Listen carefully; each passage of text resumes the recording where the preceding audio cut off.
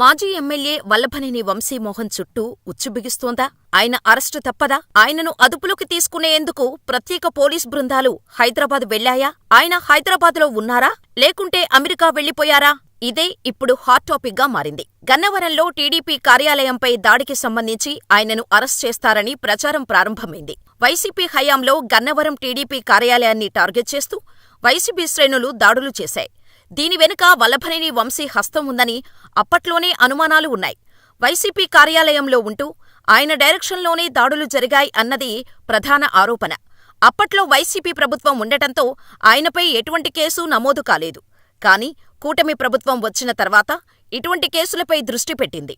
అందులో భాగంగానే టీడీపీ కార్యాలయంపై దాడికి సంబంధించి పెద్ద ఎత్తున వైసీపీ శ్రేణులపై కేసు నమోదు చేసింది.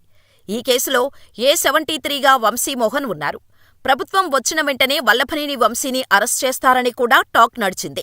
అయితే ఎటువంటి అరెస్టు లేకపోవడంతో టీడీపీ శ్రేణుల్లో కూడా ఒక రకమైన అసంతృప్తి ఉండేది. అయితే జిల్లాకు కొత్తగా ఎస్పీ రావటంతో ఈ పాత కేసుపై ప్రత్యేకంగా దృష్టి పెట్టినట్టు సమాచారం. వల్లభనేని వంశీని అరెస్ట్ చేసేందుకు హైదరాబాదుకు 3 పోలీస్ బృందాలను పంపించినట్టు తెలుస్తోంది.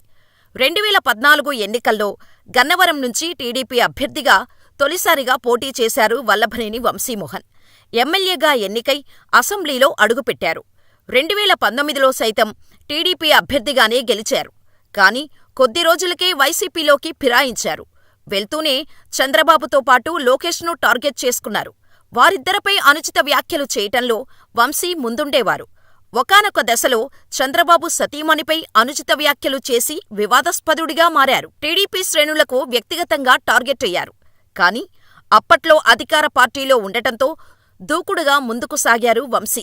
ఈ ఎన్నికల్లో ఎలాగైనా వల్లభనేని వంశీని ఓడించాలని చంద్రబాబు వ్యూహం పన్నారు. వైసీపీ నుంచి యార్లగడ్డ వెంకట్రావును పిలిపించి టీడీపీ టికెట్ కేటాయించారు. అష్టదిగ్బంధం చేయటంతో వల్లభనేని వంశీకి ఓటమి తప్పలేదు. ఏపీలో ఒక సైతం టీడీపీ కూటమి అధికారంలోకి రావటంతో ఇబ్బందులు ప్రారంభమయ్యాయి. ఓటమి తర్వాత కనీసం గన్నవరంలో వంశీ అడుగు పెట్టలేదు. విజయవాడలో ఉన్నా బయట ప్రపంచానికి రాలేదు. ఆయన అమెరికా వెళ్లిపోతారని ప్రచారం జరిగింది.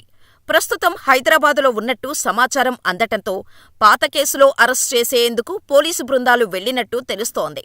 వల్లభనేని వంశీ అమెరికా వెళ్లిపోతారని ప్రచారం జరుగుతున్న నేపథ్యంలోనే కూటమి ప్రభుత్వం పట్టు బిగించినట్టు సమాచారం.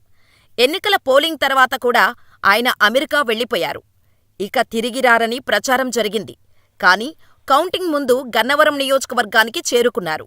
అయితే కౌంటింగ్ తర్వాత కొడాలి నానితో కలిసి బయటకు వెళ్లిపోయారు. అప్పటినుంచి అజ్ఞాతంలోనే గడిపారు. అసలు ఆయన హైదరాబాదులో ఉన్నారా? లేకుంటే అమెరికా వెళ్లిపోయారా? అన్నది తెలియటం లేదు. ఆయన అరెస్టు జరిగితే కానీ దీనిపై క్లారిటీ రాదు.